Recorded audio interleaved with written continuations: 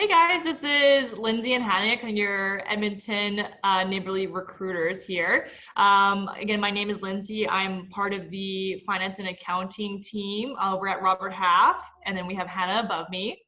And I am here from the Edmonton technology team with Robert Half. So we have our contract team and our permanent search team, and I work mostly on the contract side. Perfect. And then this is our second video. Thanks so much, you guys, for kind of the warm reception and comments and feedback we got on our first video. That video, we kind of talked about market trends and what we were seeing. In this video, what we're going to kind of cover are temporary and permanent layoff trends, rehiring and new hiring trends, and also kind of a question that we don't really receive often, which is what to do when you're laid off and kind of what to do with your free time and get back out there. So we'll kind of start off the topic again with its first topic. So Hannah, what are you guys seeing for kind of the temporary and permanent layoff trends on the tech side? Yeah, so in Edmonton specifically, we saw a mix of permanent layoffs and temporary layoffs, depending on the industry and the type of skill set as well. So one area that didn't really get hit too hard by layoffs was the software development side. Seems that most software developers were able to maintain their positions throughout. Exceptions to that, unfortunately, did come up in more of the oil and gas industry, and also in the government sector as well. Saw a few layoffs on that side. There were a few more layoffs, both temporarily and permanently, on the infrastructure side of IT. So roles like network administrators, server administrators. And what we actually saw was most of them on temporary layoffs. So usually what had happened is after a few weeks where the Edmonton industry was adjusting to working from home, they were still really busy. And then as revenue slowed down for a lot of organizations, we saw those layoffs kind of hit a little bit delayed compared to maybe some of the other areas. But a lot of them are actually heading back to work. And we've been seeing a trend over the last 2-3 weeks of companies that are now able to bring back furloughed staff, people who were temporarily laid off, were able to get back to their positions recently. And for IT, a lot of them, again, are figuring out how to support teams as they now move back to a blended environment where they're working blended from home, some at work and in the office, and really figuring out what the IT infrastructure looks like on that front. So that's kind of what we've been seeing. Perfect. And then kind of on the finance and accounting side, what we've been seeing, more so that temporary layoff, kind of similar to what you guys are seeing, not so much a permanent perspective, but kind of an unknown. And obviously, kind of as the month rolled on, people are obviously kind of getting a bit of antsy there, but mostly what we've seen in terms of that biggest hit kind of industry was automotive.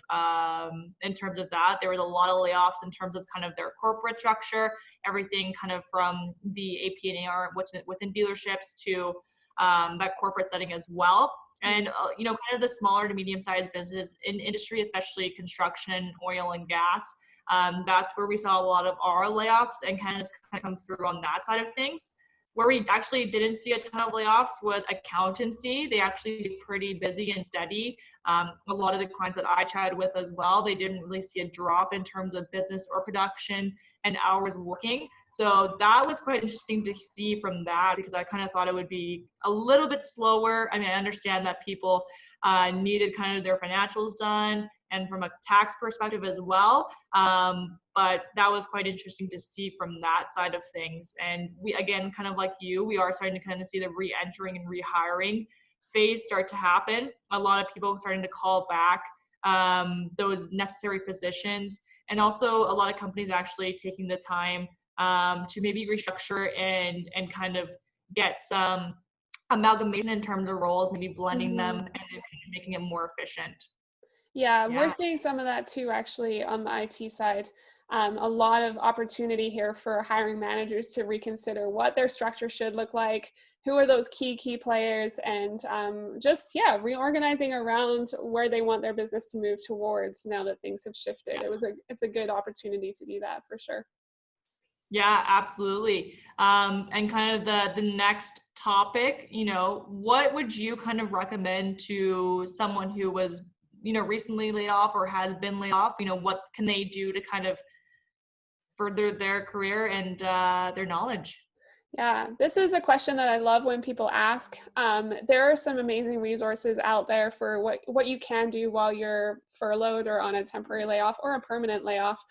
Some on the tech side, new certifications and taking the time to really educate yourself on new technologies will always be something you need to do, whether you're laid off or not. So this is a great opportunity to do that, get those certifications, whether those are networking certifications or something related to cloud technologies. Those are definitely very, very relevant. Security as well, that's very critical at this time. So those types of certifications are always, always valuable.